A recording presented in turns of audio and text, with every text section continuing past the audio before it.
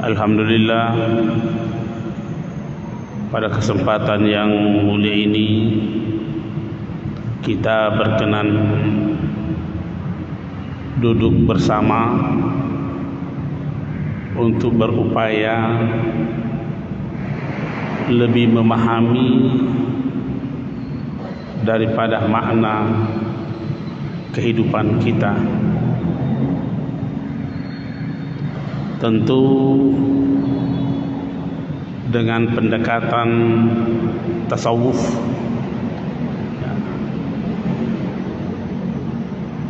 banyak orang berupaya memahami substansi kehidupan ini dengan berbagai macam pendekatan. Nah, di Masjid Raya ini kita ada pengajian tasawuf. Mudah-mudahan dengan tasawuf ini kita lebih bijaksana memahami, menjalani kehidupan kita di dunia ini. Insyaallah kita sudah menyinggung beberapa bahagian daripada zikir itu, termasuk perintah dalam agama untuk melakukan zikir, baik itu di dalam Al-Quran maupun di dalam As-Sunnah. Bahkan kita telah menyinggung pendapat ulama-ulama kita tentang zikir itu.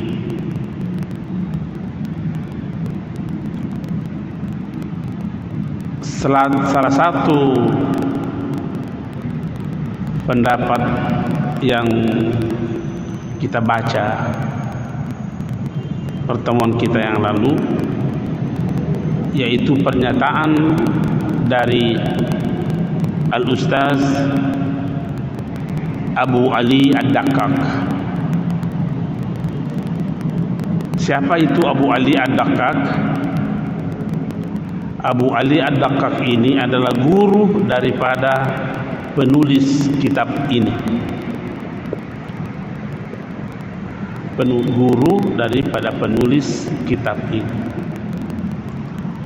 Kitab ini sudah 1007 tahun yang lalu ditulis. Ini kitab 1007 tahun. Tentu yang kita baca ini adalah cetakan baru, tidak mungkin mau baca cetakan pertamanya. Dan ini kitab ini dipakai di negara-negara Islam yang lainnya, kecuali di Mekah, di Saudi. Kenapa? Karena di sana berkembang paham Wahabi. Satu-satunya negara yang tidak membahas, mempelajari tasawuf adalah Saudi. Karena memang paham keagamaannya adalah aliran Wahabi. Nah, sehingga terkadang kita mendengarkan ucapan-ucapan di Indonesia ini yang cenderung bahkan secara nyata-nyata menolak namanya tasawuf.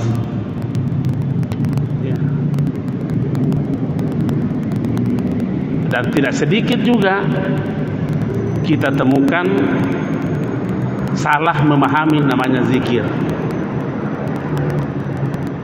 Nah, tentu kita mau mempertegas pada kesempatan ini, seperti tidak apa-apa kita sebut orangnya supaya kita ini tidak sepaham dengan seperti itu. seperti yang ada bahasa lamanya itu, alif bahasa lama yang secara tegas dinyatakan dalam medsos bahwa berzikir dengan Allah atau hu itu adalah sesuatu kesalahan besar. Dan bahkan dia katakan, seandainya orang ini hidup di zaman Umar, maka dikandato kepalanya palu-palu. Itu pernyataan beliau itu. Kita ini punya mau, kalau tidak memahami bahasa Arab, jangan menyinggung-nyinggung yang kau tidak tahu. Ini kan karena keterbatasan pengetahuannya terhadap sesuatu, lantas disalahkan.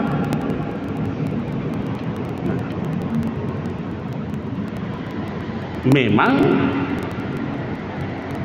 disebutkan di dalam hadis ini bukan pernyataan ulama, bahwa la taqumus sa'atu ala ahadin yaqulu Allah. Tidak akan terjadi kiamat kepada seseorang. Itu yaqul sifat daripada ahad. Jadi terjemahannya, tidak akan terjadi kiamat kepada seseorang yang berzikir dengan lafaz Allah. Ini hadis. Itu hadis ini diriwayatkan oleh Imam Muslim di bab Al-Iman halaman 234, dan juga dikeluarkan oleh Ahmad bin Hanbal dalam kitabnya jilid 3 halaman 162. Jelas tegas itu. Siapa itu Imam Muslim? Imam Muslim itu adalah salah seorang penulis hadis yang dikategorikan Al-Kutubus Sittah, penulis 6 kitab hadis. Ahmad bin Hanbal siapa itu? Termasuk juga beliau tercatat sebagai penulis hadis dari 6 kitab itu. Apakah kita mau membantahnya ini?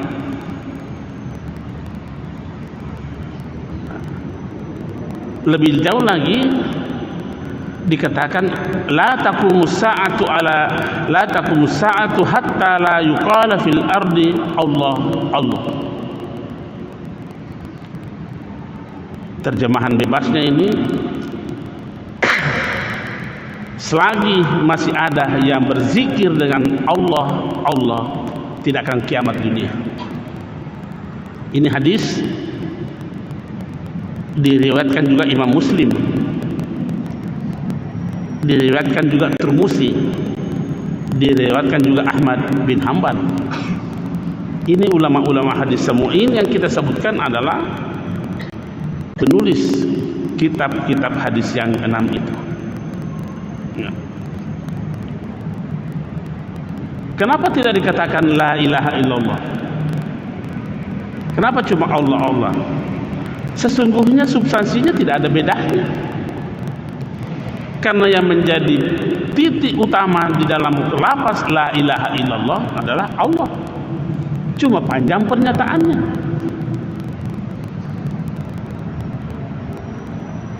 Dikasih pendek lagi kata illallah. Apa substansinya di situ? Ya tetap Allah. Dikasih pendek lagi Allah, ya siapa substansinya di situ? Ya Allah.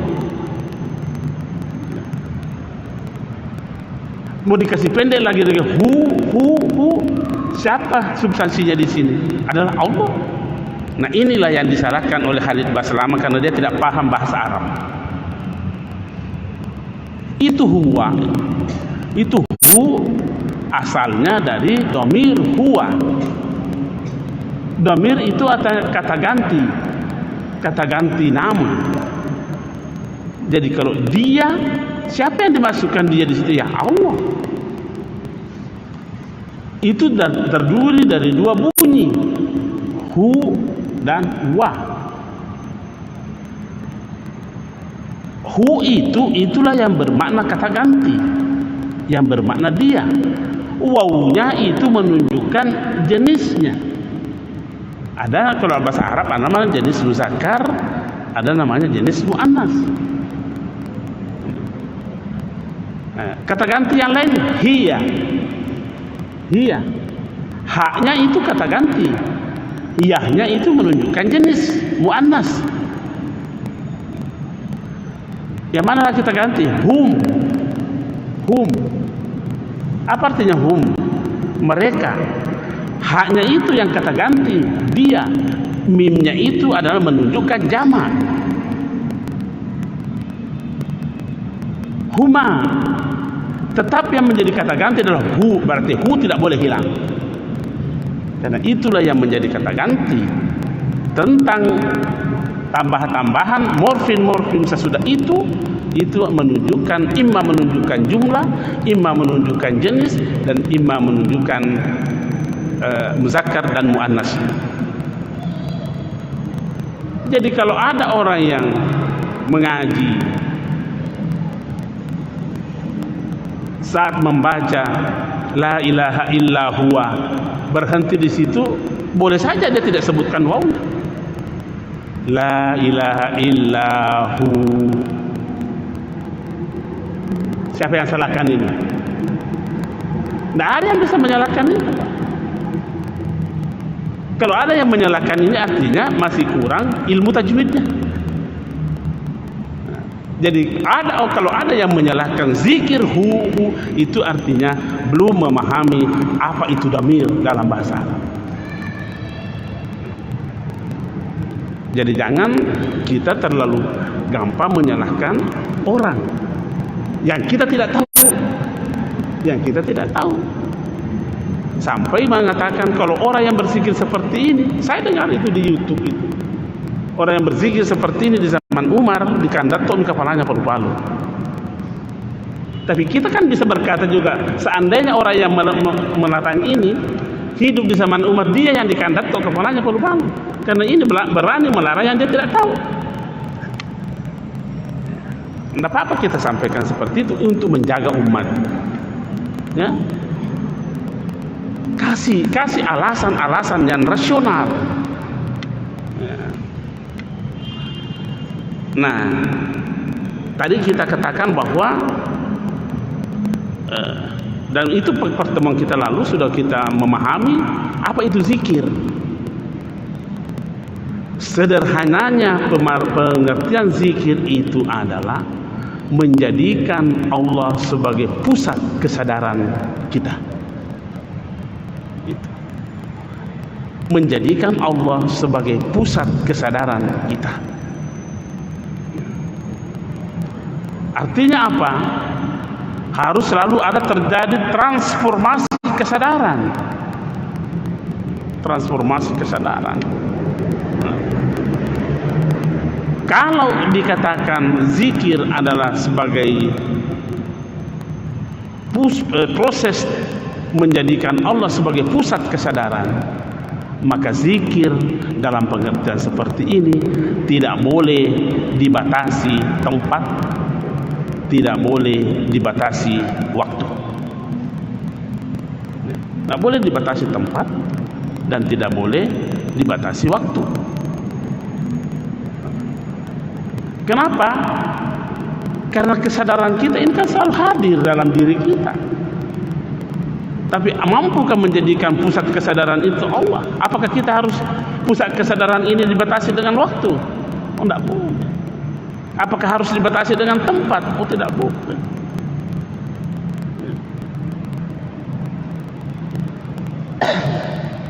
Kita memberi ilustrasi. Saya kira kita belajar terhadap apa yang kita alami sendiri. Kalau kita ke Mekah, sempat ke Raudah, kita tidak tahu kenapa menangis, tidak tahu apa penyebabnya. Ini tangis apa ini? Tangis apa itu ketika berada di Raudah mendekat dengan makam Rasulullah? Ada di Masjidil Haram, keluar tangis, kita tidak tahu tangis apa ini. Ya tentu adalah semangat ibadah di situ. Nah, ketika kita keluar dari Masjidil Haram, masih adakah semangat mau menangis itu? Nah, kalau tidak, artinya kita telah membatasi zikir itu dengan tempat. Kemana semangat mau menangis ketika dia berada di Jeddah, kemudian kembali di Indonesia? Mana semangat menangis itu? Hilang karena memang zikirnya dibatasi oleh tempat.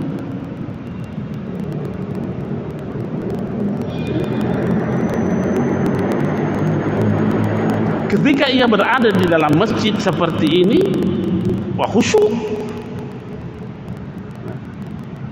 Setelah keluar dari masjid ini, mabung kilas sih. Ini namanya zikirnya itu dibatasi tempat.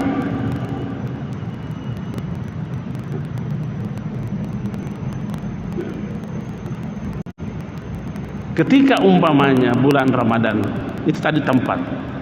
Sekarang waktu. Ketika bulan Ramadan,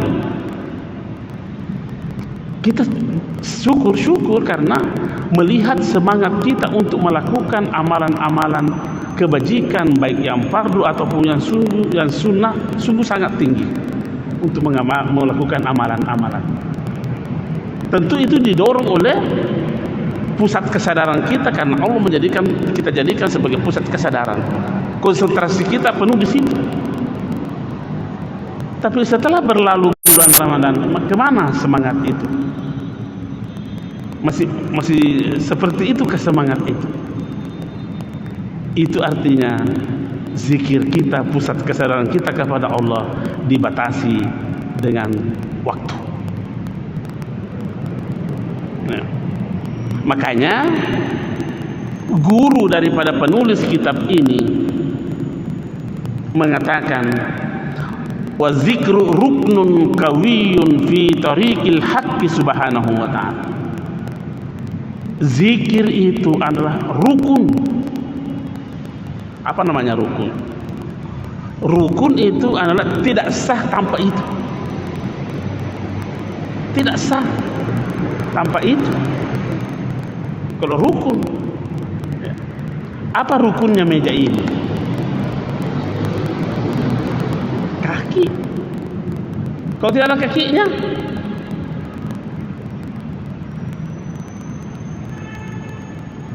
rukun. Dia katakan di situ, wa zikru ruknun kawiyun fi tariqil haqq. Zikir atau adalah rukun yang kuat dalam menempuh perjalanan menuju kepada Allah Subhanahu wa taala. Jadi kalau tidak ada rukunnya, tidak sah namanya perjalanan itu.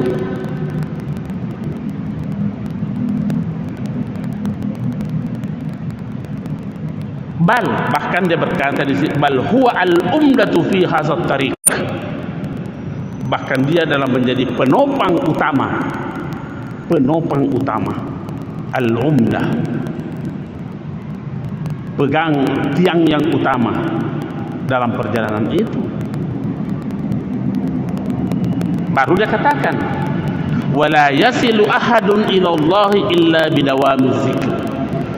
Tidak akan mungkin seseorang sampai kepada Allah kecuali dengan zikir yang kontinu. Artinya zikir yang tak terputus. Jangan diputus dengan tempat, jangan diputus dengan waktu. Tegas dinyatakan dalam kitab, wala yazilu ahadun ila Allah illa bidawamiz zikr.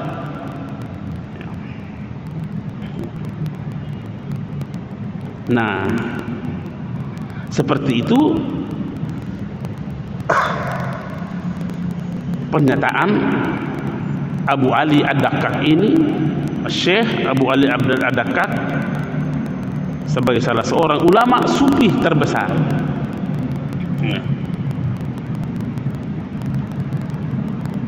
Nah sekarang ini bagaimana model sampai kepada Allah itu? Karena dia kata wala yasilu ahadun, tidak akan sampai seseorang kepada Allah. Jangan pernah kita membayangkan sampainya seseorang kepada Allah adalah sama dengan sampainya seseorang dalam perjalanannya tiba di masjid.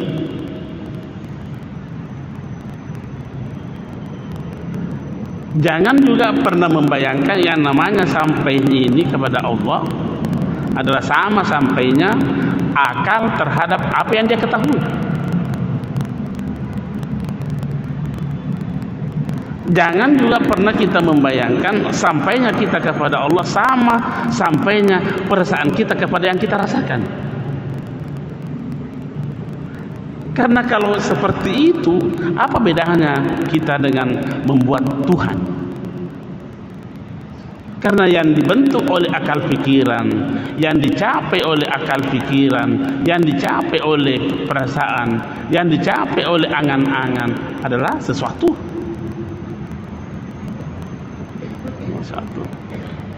Ya. Nah, zikir ini bukan hanya amalun qalbiyun, bukan hanya itu, bukan hanya kerja hati, bukan hanya, tapi juga termasuk kegiatan lidah, termasuk kegiatan anggota tubuh. Anggota tubuh.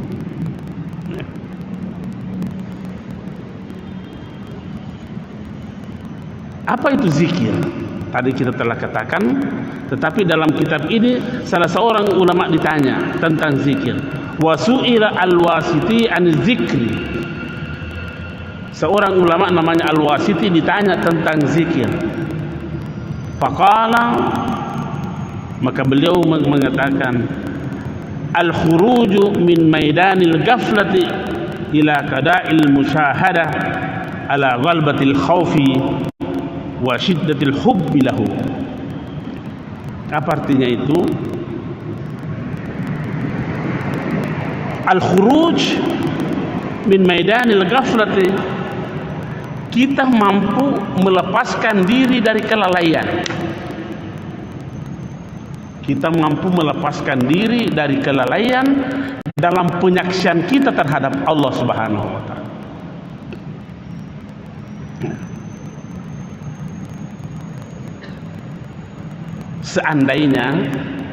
Seandainya ini kita memahami bahwa semua yang dan harus dipahami seperti itu, semua yang ada di dunia ini, semua yang ada ini adalah tanda-tanda Allah.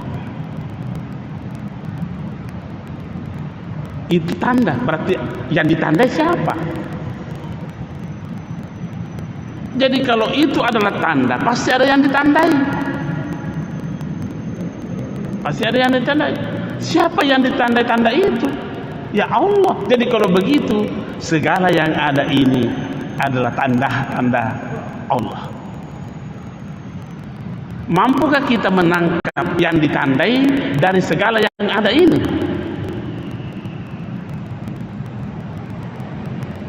Ketika kita lalai menangkap yang ditandai dari tanda, nah itu kita berarti kita tidak keluar dari kelalaian terhadap apa yang kita saksikan.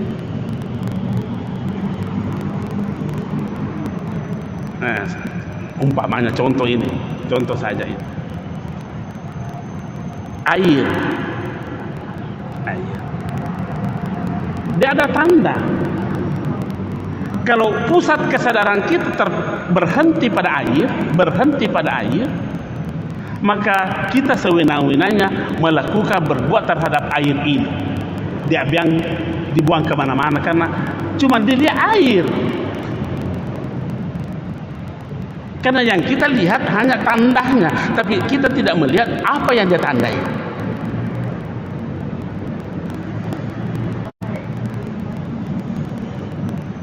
Ini tanda. Tapi kapan kita berhenti kesadaran kita ke air ini, maka seenaknya kita buang-buang itu air. Tetapi ketika orang itu mampu menangkap yang ditandai dari tanda ini, biar setetes air pun tidak akan berani membuang-buangnya, karena bukan air yang dia lihat, yang ditandai,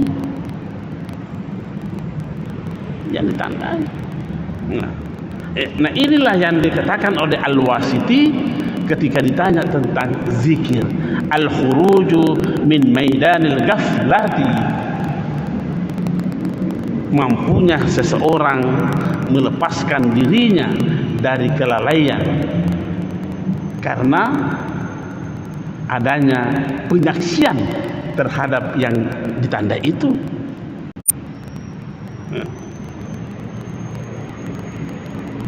Nah, sejalan dengan itu dikatakan dalam kitab ini, man zakarallaha ta'ala zikran alal haqiqah,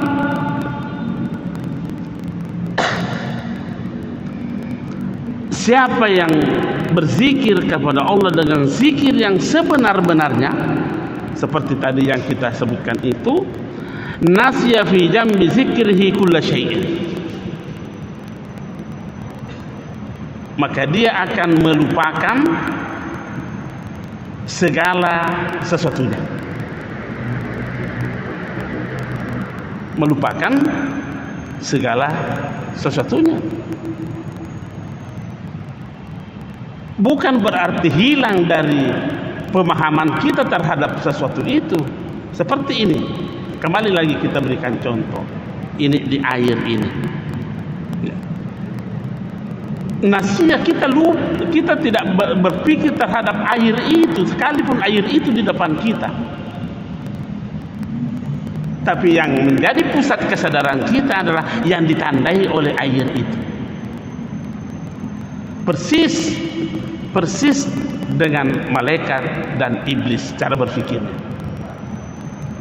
Iblis tidak sujud ke Adam karena kesadarannya hanya terfokus kepada Adam,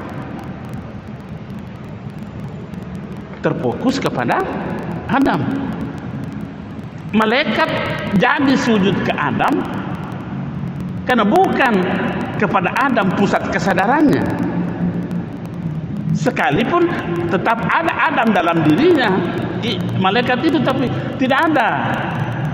Ini namanya adah dalam tiadanya dan tiada dalam adahnya. Nah, ini orang yang tidak menekuni tasawuf kata imam bicara hero sia-sia no bid'ah ya.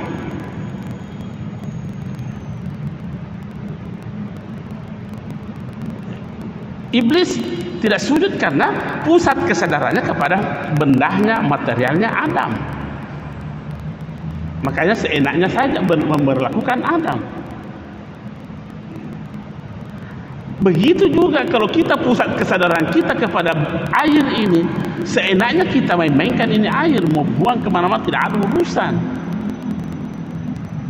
Tapi kapan kita menjadikan yang ditandai itu menjadi pusat kesadaran kita, nah biar kita disuruh satu tetes pun air tidak akan berani kita mau membuang-buangnya,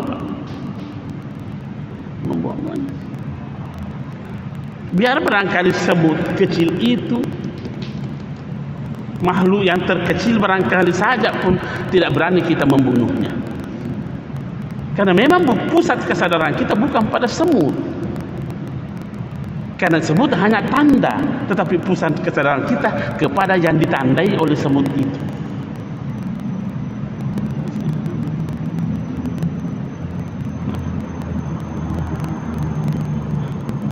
Jadi jangan semena-mena ada semut lewat, tapi cok si mati sih. Itulah salah satu sehingga kita disyariatkan mengucapkan Bismillahirrahmanirrahim ketika kita mau menghilangkan nyawanya makhluk-makhluk Allah. Binatang itu disembelih, Bismillahirrahmanirrahim. Kita minta izin kepada Allah, jangan berbuat seenaknya. Kan itu tanda semua itu. Akan Allah berfirman, inna fi khalqis samawati wal ardi wa ikhtilafil laili wan nahari bla bla bla bla la ayatin. Semua itu adalah tanda. liqaumin ya'qilun, bagi mereka yang mau menggunakan akalnya. Nah, inilah yang dikatakan man zakarallaha zikran 'alal haqiqah nasiya fi jambi zikrihi kulla syai'in. Lupa kepada air ini. Ya. Malaikat tidak menjadikan adanya Adam sebagai sesuatu yang menjadi penghalang untuk sujud kepada, karena bukan itu menjadi urusan. Siapa yang suruh dia sujud? Adam itu tanda. Berarti yang ditandai itulah yang dilihat oleh malaikat. Itu namanya zikir menurut dalam kitab ini. Nah, kemudian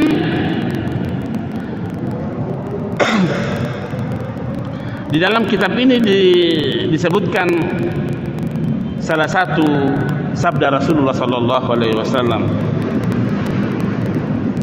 Ini banyak sanad-sanadnya ini.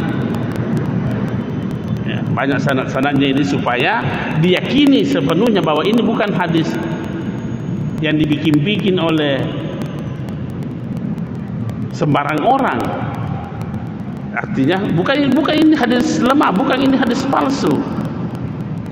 Dipertegas mulai dari sini sampai berakhir pada An Jabir bin Abdullah. Siapa itu Jabir bin Abdullah? Sahabat Nabi. Apa katanya? Kharaja alaina Rasulullah sallallahu alaihi wasallam faqala. Suatu saat Rasulullah sallallahu alaihi wasallam keluar kepada sekelompok manusia. Pada manusia ini. Apa dia katakan? Ya ayuhan nas, wahai manusia semua, irta'u fi radil jannah, bergegaslah anda memasuki taman-taman surga.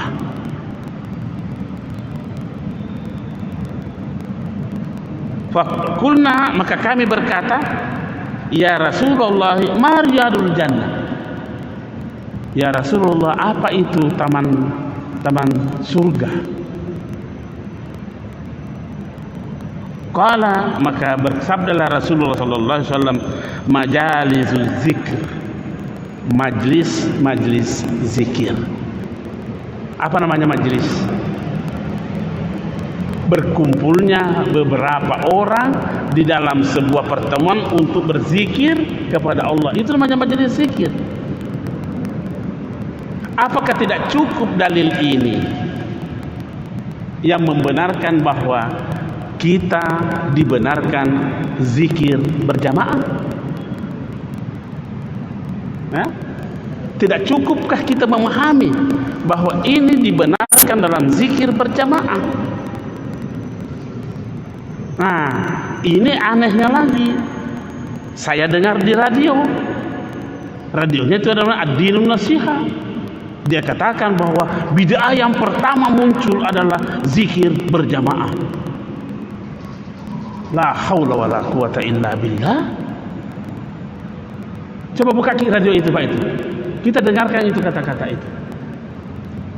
Kenapa kita harus tegas juga ngomong begini? Karena ini tidak masuk di akal. Hanya bersandar kepada pernyataan, bukan pernyataan hadis yang dia pakai, tapi pernyataannya sahabat Ibnu Mas'ud. Dan tidak mungkin mau bertentangan pernyataan Nabi dengan pernyataan sahabat. Kalau begitu, perbaiki dulu pemahamanmu terhadap apa yang disebutkan oleh Ibnu Mas'ud. Jangan lantas dikatakan, jangan sepotong-potong membaca itu kita. Tegas itu di radio itu dikatakan Pak, bid'ah yang pertama muncul adalah zikir berjamaah. La haula wala. Apa tidak sama pekerjaannya Abu Jahal ini? Artinya kalau begitu kan melarang orang zikir berjamaah. Kalau dikatakan begitu, karena kita takut, dia katakan berarti melarang. Apa yang dilakukan oleh Abu Jahal terhadap Rasulullah sallallahu alaihi wasallam? Dia larang Rasulullah salat di Masjidil Haram. Apa kata Abu Jahal? Kalau saya lihat ke Muhammad sembahyang lagi di Masjidil Haram, saya injak lehermu. Melarang kan? Jadi kalau begitu ada yang melarang dan apa yang dibenarkan oleh Rasulullah, apa namanya ini? Pemikiran Abu Jahal. Pemikiran Abu Jahal. Nah ini hadisnya. Apakah tidak cukup kita memahami hadis ini, bahwa inilah hadis yang membenarkan adanya zikir berjamaah? Jabir bin Abdullah sahabat Nabi mengatakan, haraja alaina, Nabi pernah mendatangi kami dan berkata, ya ayuhan nas, wahai manusia semua, bergegaslah kamu masuk dalam Raudatul Jannah. Apa itu? Taman-taman surga. Sahabat pada bertanya, apa itu taman surga? Majlis. Bisakah dikatakan majlis kalau satu orang? Saya tanya dulu. Bisakah dikatakan itu majlis kalau hanya satu orang yang berzikir? Jadi bagaimana orang yang memahami? Jangan terlalu gampang. Jangan karena kita tidak memahaminya lantas kita menyalahkan. Akal kita belum sampai di situ.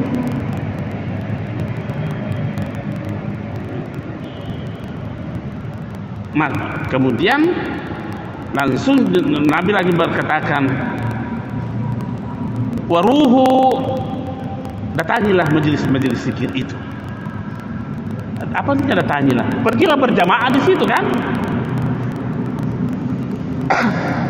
Ya kalau berjamaah lawan daripada sendiri.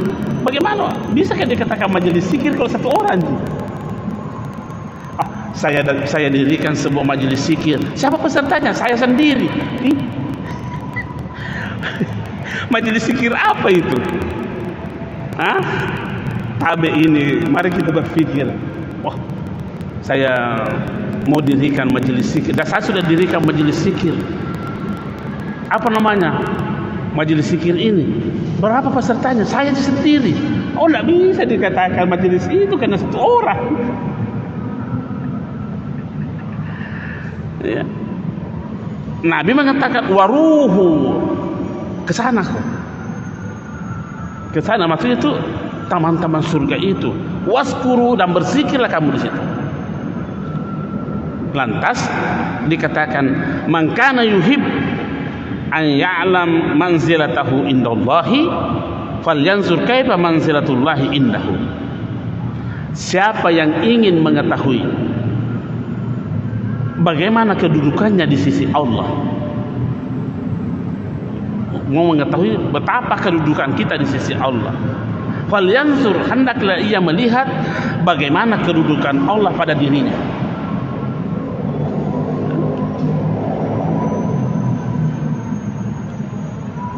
Saya ulangi, Nabi mengatakan siapa yang ingin mengetahui bagaimana kedudukannya di sisi Tuhannya, di sisi Allah, maka hendaklah ia mengetahui bagaimana kedudukan Allah pada dirinya.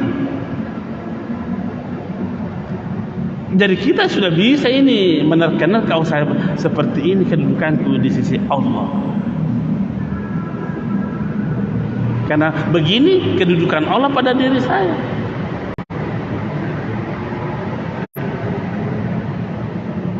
Fa inna Allah subhanahu wa ta'ala yanzilul abda min haitsu ansalahu min nafsihi.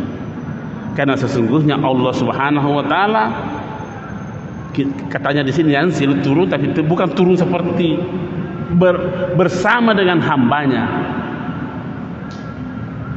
seperti halnya bagaimana hamba itu bersama dengan Tuhannya. Seperti apa kita memposisikan Tuhan, seperti itu juga posisi kita di Allah. Nah, lebih lanjut dikatakan wa min khasaiziz zikir, keistimewaan zikir itu adalah, karakteristik zikir ini adalah annahu ghairu muwakkatin. Zikir itu ghairu muwakkat, tidak boleh dibatasi dengan waktu. Tidak boleh. Jadi saya pernah berkhutbah menyatakan salah satu kegiatan manusia yang tidak boleh ada kata berhenti adalah zikir. Tidak boleh, karena dia menjadi rukun kehidupan. Tapi itu istilah saya, boleh salah, boleh benar. Ya. Kalau kita mengatakan tidak cocok pendapatmu rusak, tinggalkan saja, tidak apa-apa. Karena bukannya rukun iman yang ketujuh yang harus dipercaya, bukan. Cuma saya berkata begitu, bahwa salah satu yang tidak boleh berhenti pada manusia adalah zikir, karena ia adalah rukun daripada kehidupan. Jadi kalau tidak ada zikirnya, bagaimana hidupnya itu? Sepertinya hidupnya tidak sah, karena hanya bermodalkan nyawa saja.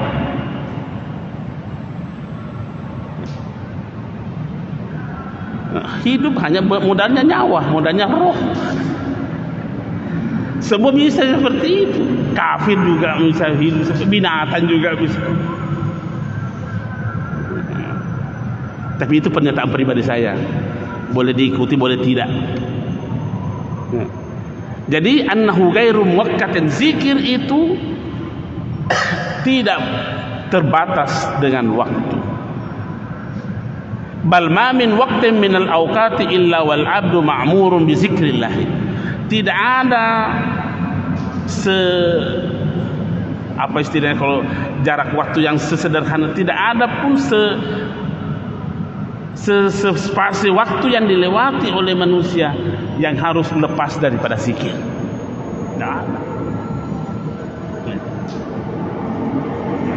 Nah, zikir apa yang harus begini nih? Mau zikir qalbiyun tidak boleh berhenti, mau zikir qauliyun tidak boleh berhenti. Jangan dikira berzikir itu hanya menyebutkan Allah, Allah atau la ilaha illallah, itu lafaznya zikir. Lafaznya zikir. Ketika kita berbicara dan tetap menjadikan Allah sebagai pusat kesadaran kita dalam berbicara itu, maka itu zikir. Kan itu zikir. Jadi hati tidak boleh berhenti berzikir, pembicaraan tidak boleh berhenti berzikir, bergerak pun tidak boleh berhenti berzikir. Tidak boleh berhenti selama gerakan kita itu dimotivasi dengan sebuah kesadaran bahwa pusat kesadaran kita adalah Allah Subhanahu wa taala, maka gerakan itu adalah gerakan zikir. Zikir.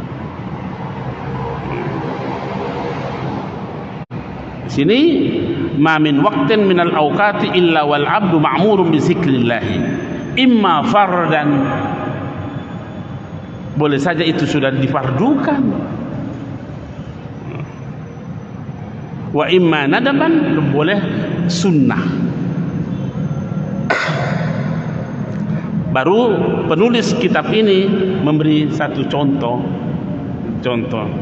salat, tapi dilihat dari segi ini, dilihat dari segi gerakannya. Jangan, bukan dilihat dari rohnya, tapi dilihat dari gerakannya. Salat itu dengan yang dimulai dengan takbir, diakhiri dengan salam, itu ada waktunya. Ada waktunya. Ya, kan ada waktunya itu. Tapi zikir yang tadi kita sebut, oh tidak ada waktu, tidak ada waktunya. Ya. Puasa dilihat dari segi pelaksanaannya, yang menahan minum, makan dan segala yang membatalkannya, mulai dari terbitnya fajar sampai terbenamnya matahari, ada waktunya. Tapi zikir yang kita maksudkan tadi itu tidak boleh dibatasi dengan waktu. Maka katakan di sini, wa zikru bil qalbi mustadamun fi umumil halat.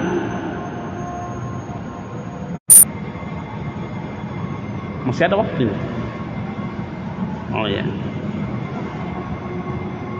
Nah, makanya penulis kitab ini menjadikan ayat ini sebagai dasar berfikirnya. Apa kata Allah? alladzina yazkurunallaha qiyaman wa qu'udan wa ala junubihim, dan seterusnya di surah Ali Imran itu. Di sini yang disebutkan adalah situasi atau kondisi seseorang dalam kehidupannya secara umum. Manusia itu kalau tidak duduk, kalau tidak berdiri ya duduk, kalau tidak duduk baring, itu secara umum itu. Ya. Secara umum kalau tidak baring, kalau tidak berdiri duduk. Ya. Mau sudah masulekah duduk ton namanya. Tudang matahiyya duduk ton namanya. Mau tudang mapasilojo duduk juga namanya. Mau duduk maceking duduk juga namanya. Ya. Cuma ini kondisi umum yang diterangkan. Berdiri, mau berdiri dengan miring berdiri juga namanya. Mau berdiri dengan bungkuk berdiri juga namanya. Begitu juga baring, mau baring dengan apa selangga-langga aja, apa tetap saja namanya berbaring. Jadi kalau begitu, makanya kitab ini mengatakan tidak boleh dibatasi oleh waktu.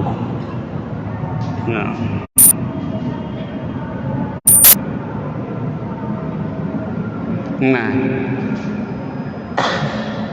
setelah itu penulis kitab ini menyebutkan lagi salah satu khasaisnya, karakteristiknya zikir itu. Wa min khasais zikir, antara lain khasais zikir itu annahu ja'ala fi muqabalatihi az-zikr. Zikir itu dibalas dengan zikir. Ayatnya apa? Fazkuruni azkurukum. Cuma terjemahannya ini saya tidak sependapat, karena mereka menerjemahkan begini cara menerjemahkannya, berzikirlah kepadaku niscaya aku akan berzikir kepadamu. Saya tidak mau terjemahkan seperti itu. Kenapa? Karena kita yang membatasi zikirnya Allah. Sepertinya berzikirlah kepadaku niscaya aku akan berzikir kepadamu. Berarti kita beri syarat Allah. Allah punya syarat berzikir kepada kita kalau kita berzikir kepadanya. Oh, tidak begitu menurut saya. Tapi saya mau terjemahkan begini. Jangan pernah berhenti berzikir supaya kau merasakan nikmatnya zikirnya Allah kepadamu. Saya mau terjemahkan begitu. Karena kalau saya kasih syarat kepada Allah, wah, bertentangan dengan akidah saya. Atau saya mau terjemahkan begini, kalau mau merasakan bagaimana nikmat zikirnya Allah kepadamu, maka jangan pernah berhenti berzikir. Nah, aman akidah kita kalau begitu. Memang struktur kalimat ayat ini seperti itu terjemahan, tapi kita kan harus menghindar dari terjemahan. Terjemahan itu tidak boleh diperpegangi, kan terkadang meninggalkan semangat dari lafaz yang diterjemahkan. Terjemahan itu kadang meninggalkan semangat bahasa yang diterjemahkan. Kira-kira bagaimana pendapat kalau berzikirlah kepada aku, niscaya aku akan berzikir kepadamu. Datang, kalau umpamanya datang ke rumahku, niscaya saya akan datang ke rumahmu. Jadi nanti orang itu mau datang ke rumah, kalau kamu datang ke rumahnya. Pernahkah Allah lalai terhadap hambanya? Pernahkah? Tidak pernah. Oh, jadi kalau begitu jangan membuat kita lalai kepada Allah. Allah tidak pernah lalai. Jadi kita ini mau merasakan nikmatnya zikirnya Allah, maka jangan pernah berhenti berzikir. Sekian dan terima kasih. Wassalamualaikum warahmatullahi wabarakatuh.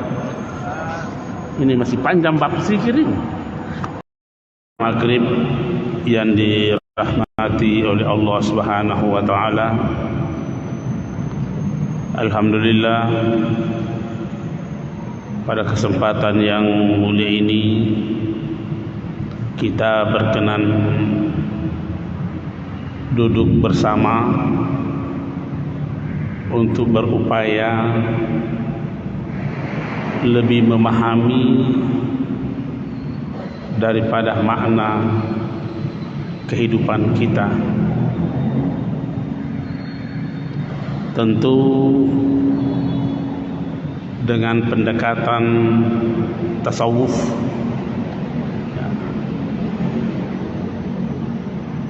banyak orang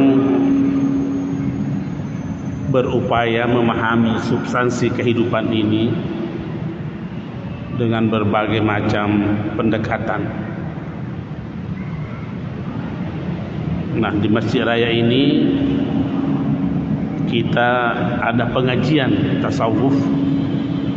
Mudah-mudahan dengan tasawuf ini kita lebih bijaksana memahami, menjalani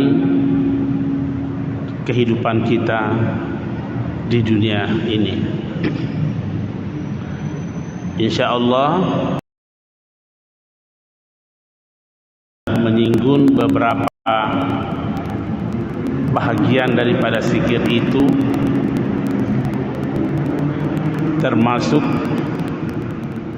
perintah dalam agama untuk melakukan zikir, baik itu di dalam Al-Quran maupun di dalam As-Sunnah. Bahkan kita telah menyinggung pendapat ulama-ulama kita tentang zikir itu.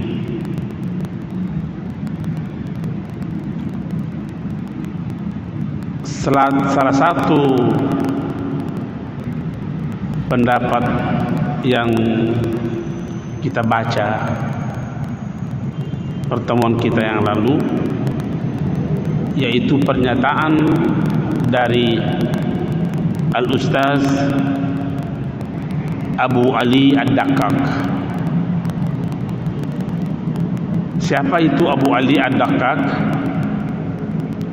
Abu Ali Ad-Daqqaq ini adalah guru daripada penulis kitab ini.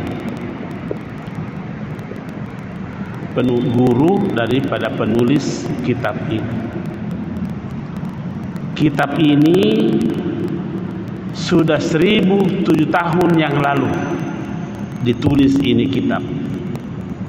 1007 tahun. Tentu yang kita baca ini adalah cetakan baru. Tidak mungkin mau baca cetakan pertamanya. Dan ini kitab ini dipakai di negara-negara Islam yang lainnya, kecuali di Mekah, di Saudi. Kenapa? Karena di sana berkembang paham Wahabi. Satu-satunya negara yang tidak membahas, mempelajari tasawuf adalah Saudi. Karena memang paham keagamaannya adalah aliran Wahabi. Nah, sehingga terkadang kita mendengarkan ucapan-ucapan di Indonesia ini yang cenderung bahkan secara nyata-nyata menolak namanya tasawuf.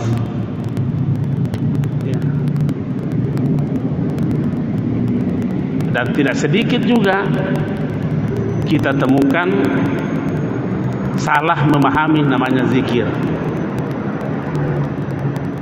Nah, tentu kita mau mempertegas pada kesempatan ini,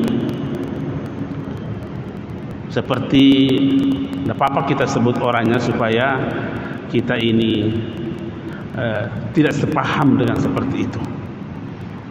Seperti yang ada bahasa lamanya itu, Halif bahasa lama, yang secara tegas dinyatakan dalam medsos bahwa berzikir dengan Allah Allah atau hu itu adalah sesuatu kesalahan besar.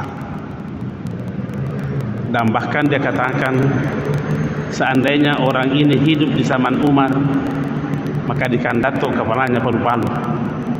Itu pernyataan beliau itu. Kita ini punya mau, kalau tidak memahami bahasa Arab, jangan menyinggung-nyinggung yang kau tidak tahu.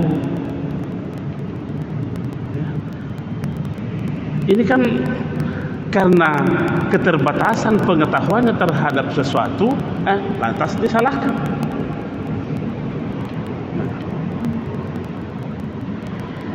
Memang disebutkan di dalam hadis ini bukan pernyataan ulama, bahwa la taqumus sa'atu ala ahadin yaqulu Allah Allah Allah. Tidak akan terjadi kiamat kepada seseorang, itu yaqul sifat daripada ahad. Jadi terjemahannya, tidak akan terjadi kiamat kepada seseorang yang berzikir dengan lafaz Allah Allah Allah. Ini hadis. Itu hadis ini diriwayatkan oleh Imam Muslim di bab Al-Iman halaman 234, dan juga dikeluarkan oleh Ahmad bin Hanbal dalam kitabnya jilid 3 halaman 162. Jelas tegas itu. Siapa itu Imam Muslim? Imam Muslim itu adalah salah seorang penulis hadis yang dikategorikan Al-Kutubus Sittah, penulis 6 kitab hadis. Ahmad bin Hanbal siapa itu? Termasuk juga beliau tercatat sebagai penulis hadis dari 6 kitab itu. Apakah kita mau membantahnya ini?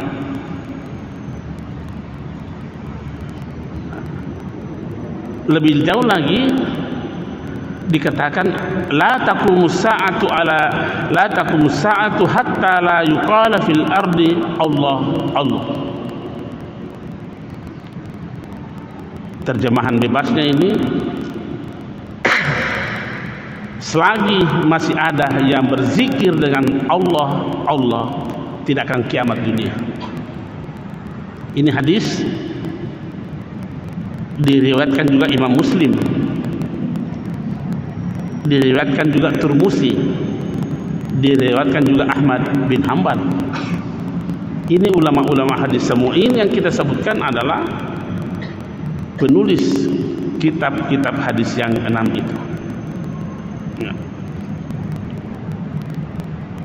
Kenapa tidak dikatakan la ilaha illallah?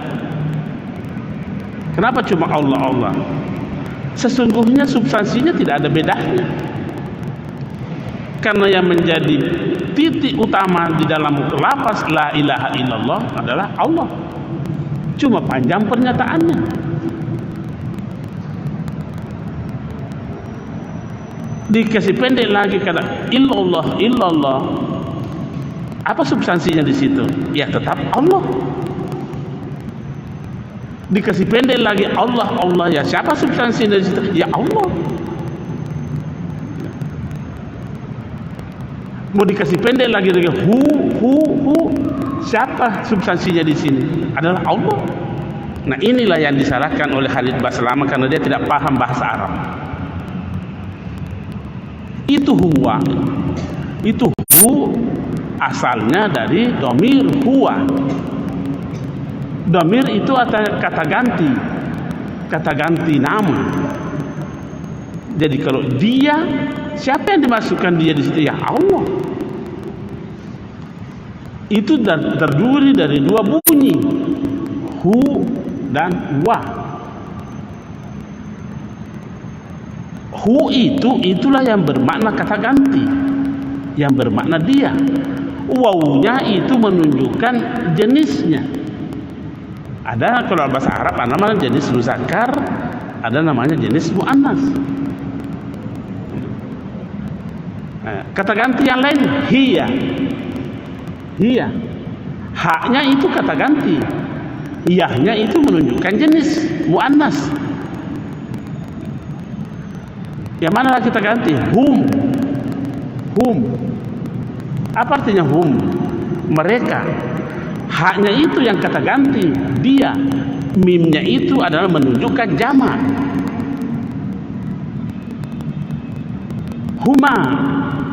Tetap yang menjadi kata ganti adalah hu, berarti hu tidak boleh hilang. Karena itulah yang menjadi kata ganti. Tentang tambahan-tambahan morfin sesudah itu menunjukkan, imma menunjukkan jumlah, imma menunjukkan jenis, dan imma menunjukkan muzakkar dan muannas. Jadi kalau ada orang yang mengaji saat membaca la ilaha illa huwa berhenti di situ, boleh saja dia tidak sebutkan waw. La ilaha illahu. Siapa yang salahkan ini? Tidak ada yang bisa menyalahkan ini.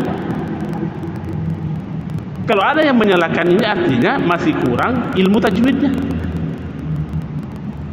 Jadi kalau ada yang menyalahkan zikir hu, itu artinya belum memahami apa itu dhamir dalam bahasa Arab. Jadi jangan kita terlalu gampang menyalahkan orang yang kita tidak tahu. Sampai mengatakan kalau orang yang berzikir seperti ini, saya dengar itu di YouTube itu. Orang yang berzikir seperti ini di zaman Umar dikandaton kepalanya palu-palu. Tapi kita kan bisa berkata juga, seandainya orang yang melarang ini hidup di zaman Umar, dia yang dikandaton kepalanya palu-palu. Karena ini berani melarang yang dia tidak tahu. Tidak apa-apa kita sampaikan seperti itu untuk menjaga umat. Ya? Kasih alasan-alasan yang rasional. Ya. Nah, tadi kita katakan bahwa dan itu pertemuan kita lalu sudah kita memahami apa itu zikir. Sederhananya pengertian zikir itu adalah menjadikan Allah sebagai pusat kesadaran kita. Itu. Menjadikan Allah sebagai pusat kesadaran kita. Artinya apa? Harus selalu ada terjadi transformasi kesadaran. Transformasi kesadaran. Kalau dikatakan zikir adalah sebagai proses menjadikan Allah sebagai pusat kesadaran, maka zikir dalam pengertian seperti ini tidak boleh dibatasi tempat, tidak boleh dibatasi waktu. Tidak boleh dibatasi tempat dan tidak boleh dibatasi waktu. Kenapa? Karena kesadaran kita ini kan selalu hadir dalam diri kita. Tapi mampukah menjadikan pusat kesadaran itu Allah? Apakah kita harus pusat kesadaran ini dibatasi dengan waktu? Oh, tidak boleh. Apakah harus dibatasi dengan tempat? Oh, tidak boleh.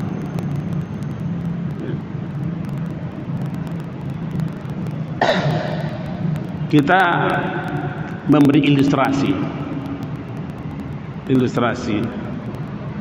Saya kira kita belajar terhadap apa yang kita alami sendiri. Kalau kita ke Mekah, sempat ke Raudah, kita tidak tahu kenapa menangis, tidak tahu apa penyebabnya. Ini tangis apa ini? Tangis apa itu ketika berada di Raudah mendekat dengan makam Rasulullah? Ada di Masjidil Haram, keluar tangis, kita tidak tahu tangis apa ini. Ya tentu adalah semangat ibadah di situ. Nah,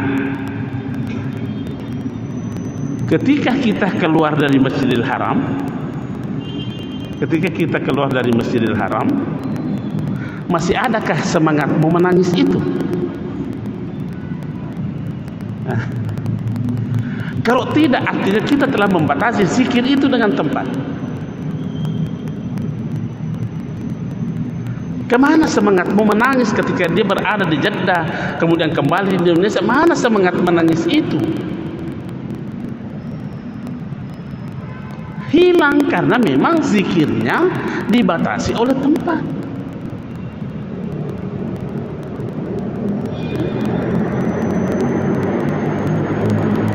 Ketika ia berada di dalam masjid seperti ini, wah khusyuk. Setelah keluar dari masjid ini, mabung kira sih. Ini namanya zikirnya itu dibatasi tempat.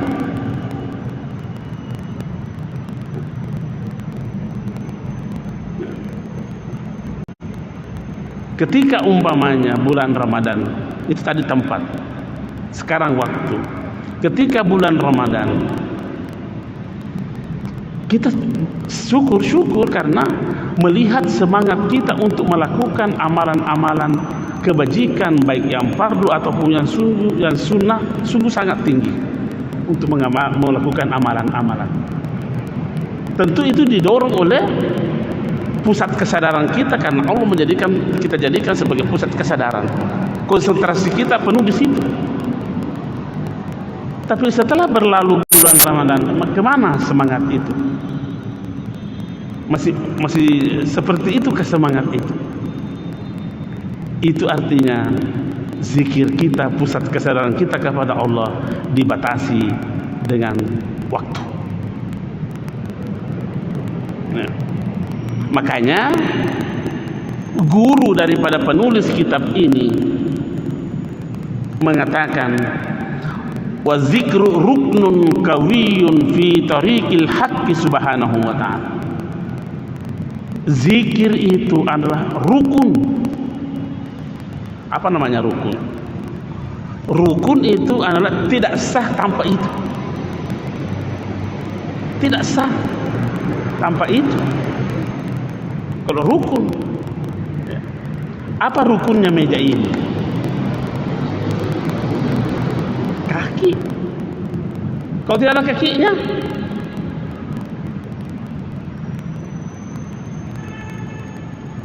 rukun. Dia katakan di situ, wa zikru ruknun kawiyun fi tariqil haqq.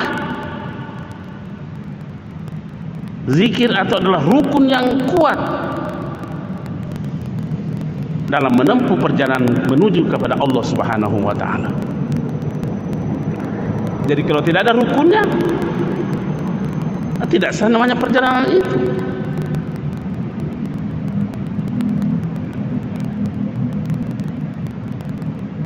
Bahkan dia berkata di sini, bal huwa al-umdatu fi hadzal tariq. Bahkan dia dalam menjadi penopang utama al-umdah, pegang tiang yang utama dalam perjalanan itu. Baru dia katakan, wala yasilu ahadun ila Allah illa bidawamiz zikr. Tidak akan mungkin seseorang sampai kepada Allah kecuali dengan zikir yang kontinu. Artinya zikir yang tak terputus. Jangan diputus dengan tempat, jangan diputus dengan waktu. Tegas dinyatakan dalam kitab, wala yazilu ahadun ilallahi illa bidawamiz zikr.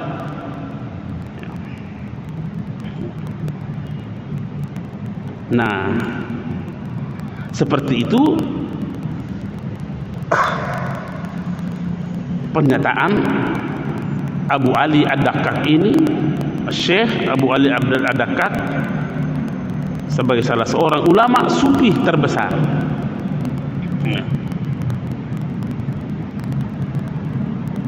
Nah, sekarang ini bagaimana model sampai kepada Allah itu? Kan dia kata wala yasilu ahadun tidak akan sampai seseorang kepada Allah.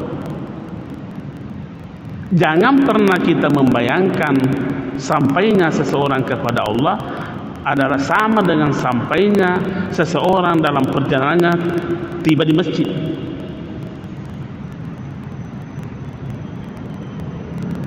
Jangan juga pernah membayangkan yang namanya sampai ini kepada Allah adalah sama sampainya akal terhadap apa yang dia ketahui.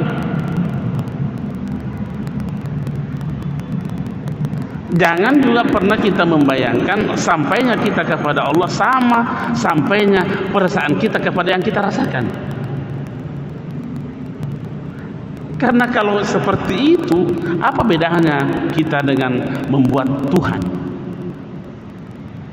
Karena yang dibentuk oleh akal pikiran, yang dicapai oleh akal pikiran, yang dicapai oleh perasaan, yang dicapai oleh angan-angan adalah sesuatu.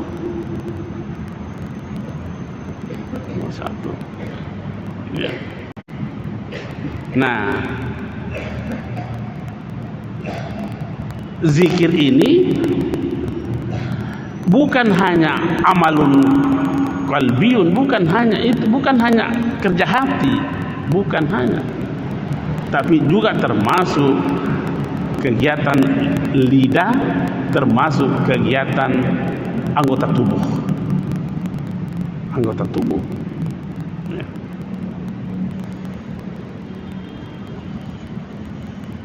Apa itu zikir? Tadi kita telah katakan, tetapi dalam kitab ini salah seorang ulama ditanya tentang zikir. Wa su'ila al-Wasiti an zikri. Seorang ulama namanya Al-Wasiti ditanya tentang zikir.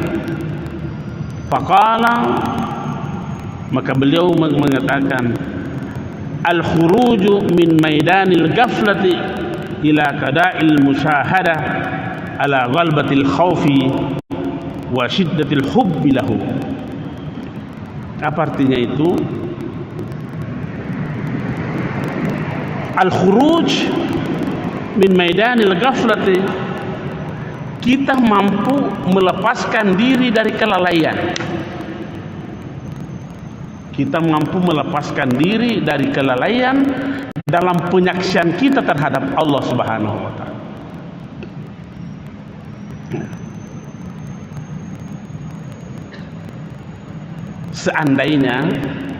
Seandainya ini kita memahami bahwa semua yang dan harus dipahami seperti itu, semua yang ada di dunia ini, semua yang ada ini adalah tanda-tanda Allah. Itu tanda, berarti yang ditandai siapa? Jadi kalau itu adalah tanda, pasti ada yang ditandai. Pasti ada yang ditandai. Siapa yang ditandai tanda itu?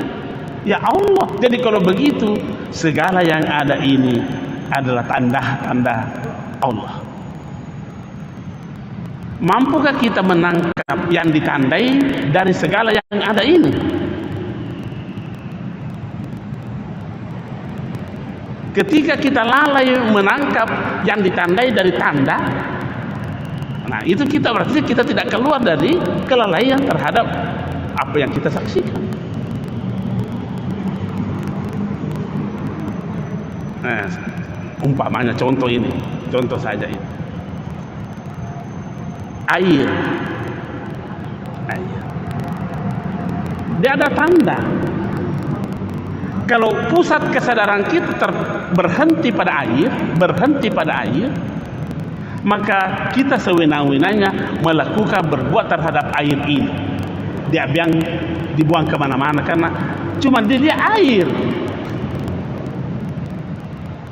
Karena yang kita lihat hanya tandanya, tapi kita tidak melihat apa yang dia tandai.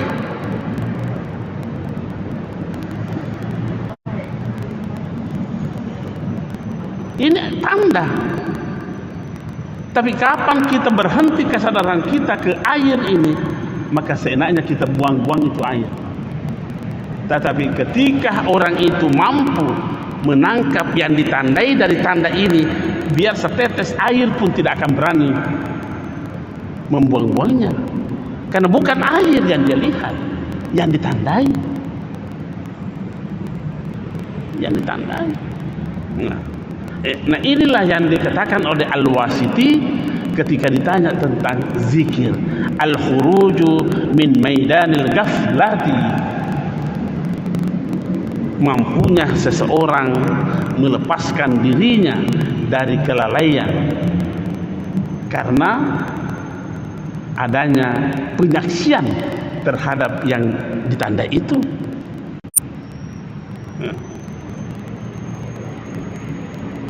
Nah, sejalan dengan itu dikatakan dalam kitab ini, man zakarallaha ta'ala zikran alal haqiqah,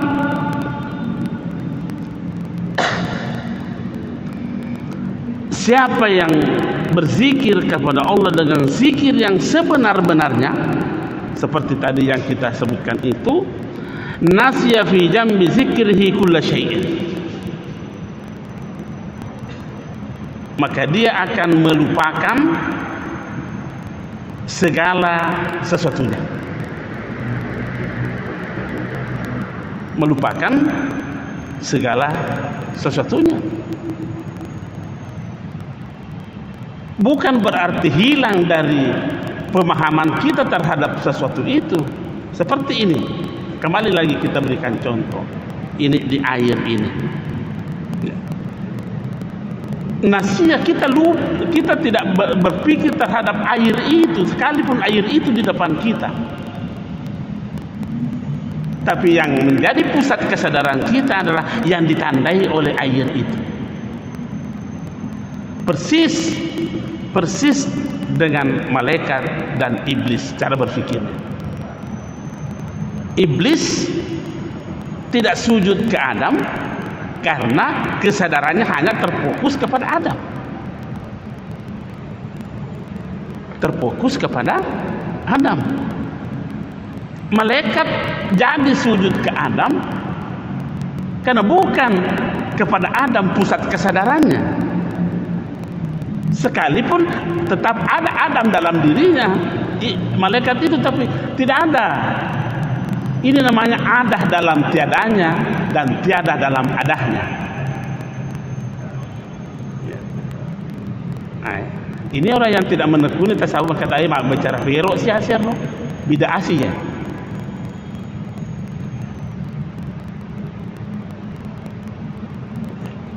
Iblis tidak sujud karena pusat kesadarannya kepada bendahnya, materialnya Adam. Makanya seenaknya saja memperlakukan Adam. Begitu juga kalau kita pusat kesadaran kita kepada air ini, seenaknya kita main-mainkan ini air, mau buang kemana-mana tidak ada urusan. Tapi kapan kita menjadikan yang ditandai itu menjadi pusat kesadaran kita, nah biar kita disuruh satu tetes pun air tidak akan berani kita mau membuang-buangnya, Pak. Membuang-buangnya. Biar barangkali semut kecil itu, makhluk yang terkecil barangkali saja pun tidak berani kita membunuhnya. Karena memang pusat kesadaran kita bukan pada semut. Karena semut hanya tanda, tetapi pusat kesadaran kita kepada yang ditandai oleh semut itu.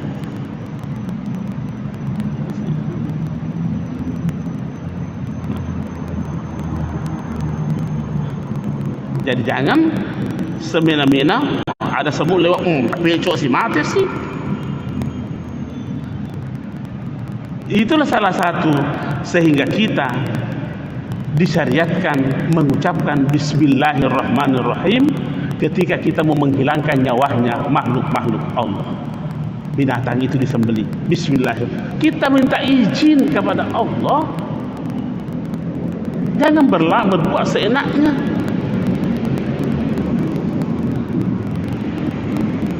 Kan itu tanda semua itu.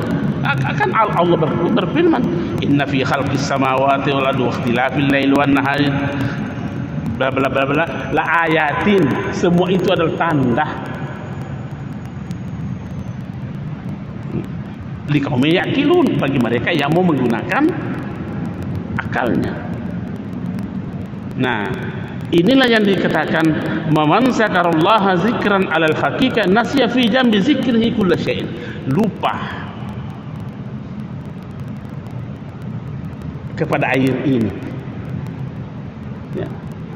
Malaikat tidak menjadikan adanya Adam sebagai sesuatu yang menjadi penghalang untuk sujud kepada, karena bukan itu menjadi urusan. Siapa yang suruh dia sujud? Adam itu tanda, berarti yang ditandai itulah yang dilihat oleh malaikat. Itu namanya zikir menurut dalam kitab ini. Nah, kemudian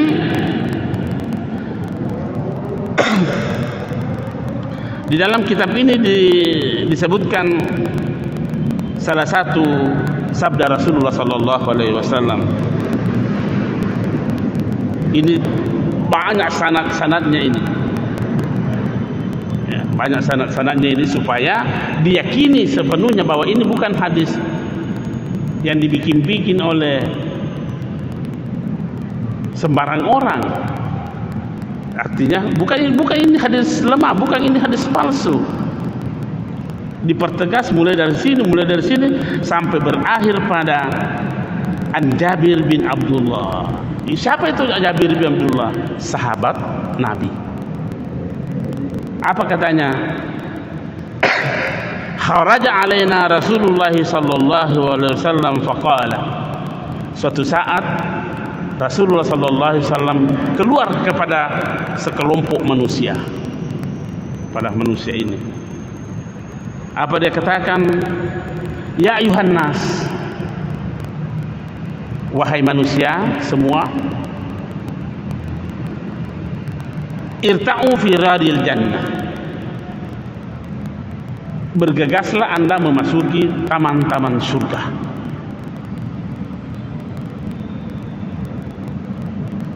Fakulna, maka kami berkata, ya Rasulullah, ma riyadul jannah.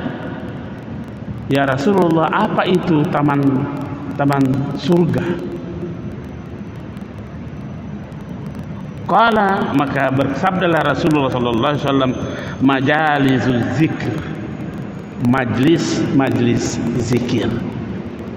Apa namanya majlis? Berkumpulnya beberapa orang di dalam sebuah pertemuan untuk berzikir kepada Allah. Itu namanya majelis zikir. Apakah tidak cukup dalil ini yang membenarkan bahwa kita dibenarkan zikir berjamaah? Tidak cukupkah kita memahami bahwa ini dibenarkan dalam zikir berjamaah? Nah, ini anehnya lagi. Saya dengar di radio. Radionya itu adalah Ad-Dinun Nasiha. Dia katakan bahwa bid'ah yang pertama muncul adalah zikir berjamaah. La haula wala quwata illa billah. Coba buka radio itu Pak itu. Kita dengarkan itu kata-kata itu. Kenapa kita harus tegas juga ngomong begini? Karena ini tidak masuk di akal.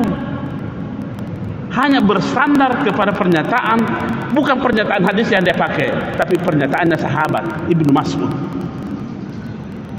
Dan tidak mungkin bertentangan pernyataan Nabi dengan pernyataan sahabat. Kalau begitu, perbaiki dulu pemahamanmu terhadap apa yang disebutkan oleh Ibnu Mas'ud. Jangan lantas dikatakan, jangan sepotong-potong membaca itu kita. Tegas itu di radio itu dikatakan Pak, bid'ah yang pertama muncul adalah zikir berjamaah. La haula wala. Apa tidak sama pekerjaannya Abu Jahal ini? Artinya kalau begitu kan melarang orang zikir berjamaah. Kalau dikatakan begitu, karena kita takut, jangan berarti melarang. Apa yang dilakukan oleh Abu Jahal terhadap Rasulullah sallallahu alaihi wasallam? Dia larang Rasulullah salat di Masjidil Haram. Apa kata Abu Jahal? Kalau saya lihat ke Muhammad sembahyang lagi di Masjidil Haram, saya injak lehermu. Melarang kan? Jadi kalau begitu ada yang melarang yang apa yang dibenarkan oleh Rasulullah, apa namanya ini? Pemikiran Abu Jahal. Pemikiran Abu Jahal. Nah, ini hadisnya. Apakah tidak cukup kita memahami hadis ini, bahwa inilah hadis yang membenarkan adanya zikir berjamaah? Jabir bin Abdullah sahabat Nabi mengatakan, haraja alaina, Nabi pernah mendatangi kami dan berkata, ya ayuhan nas, wahai manusia semua, bergegaslah kamu masuk dalam Raudatul Jannah. Apa itu? Taman-taman surga. Sahabat pada bertanya, apa itu taman surga? Majlis. Bisakah dikatakan majlis kalau satu orang? Saya tanyakin dulu. Bisakah dikatakan itu majlis kalau hanya satu orang yang berzikir? Jadi bagaimana orang yang memahami? Jangan terlalu gampang. Jangan karena kita tidak memahaminya lantas kita menyalahkan. Akal kita belum sampai di situ.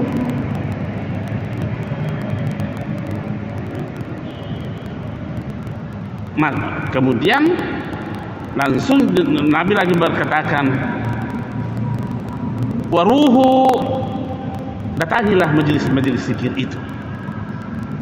Apa artinya datangilah? Pergilah berjamaah di situ kan? Ya kalau berjamaah lawan daripada sendiri.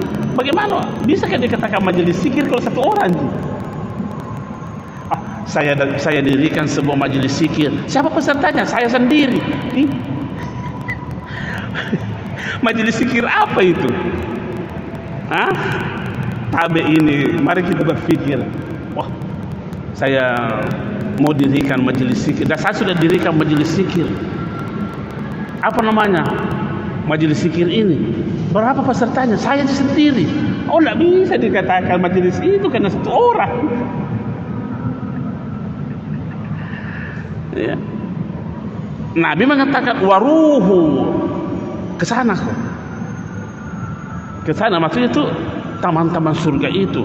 Waskuru, dan berzikirlah kamu di situ. Lantas dikatakan man kana yuhib an ya'lam manzilatahu indallahi falyanzur kaifa manzilatullahi indahu. Siapa yang ingin mengetahui bagaimana kedudukannya di sisi Allah, mau mengetahui betapa kedudukan kita di sisi Allah, falyanzur, hendaklah ia melihat bagaimana kedudukan Allah pada dirinya.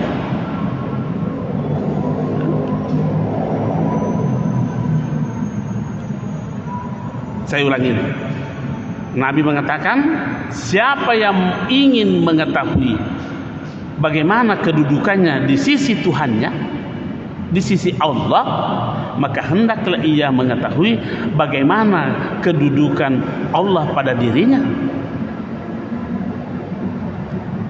Jadi kita sudah bisa ini menerka-nerka, kalau saya seperti ini kedudukanku di sisi Allah, karena begini kedudukan Allah pada diri saya.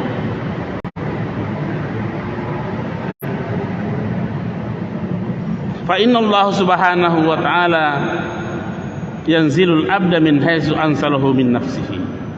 Karena sesungguhnya Allah subhanahu wa ta'ala, katanya di sini yanzil, turun, tapi itu bukan turun seperti bersama dengan hambanya,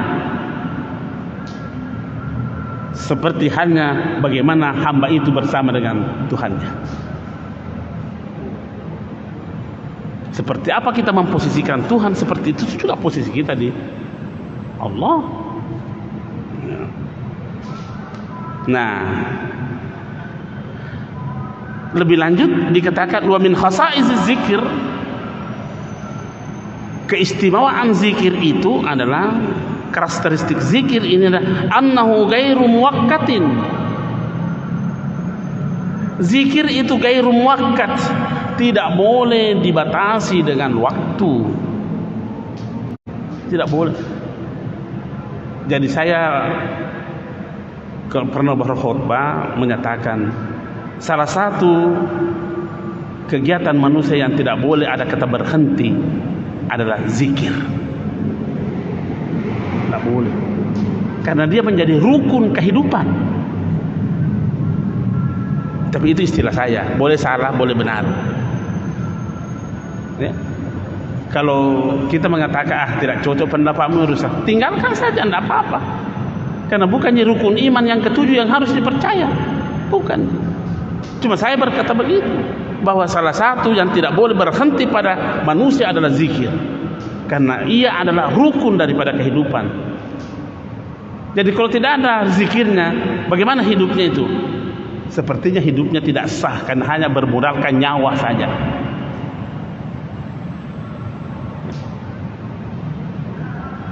Hidup hanya modalnya nyawa, modalnya roh. Semua bisa seperti itu. Kafir juga bisa hidup, binatang juga bisa. Tapi itu pernyataan pribadi saya, boleh diikuti, boleh tidak. Jadi annahu ghairu muwaqqatin, zikir itu tidak terbatas dengan waktu. Bal ma min waqtin min al-awqati illa wal 'abdu ma'murun bi zikrillah. Tidak ada apa istilahnya kalau jarak waktu yang sesederhana, tidak ada pun spasi waktu yang dilewati oleh manusia yang harus lepas daripada zikir. Tidak ada.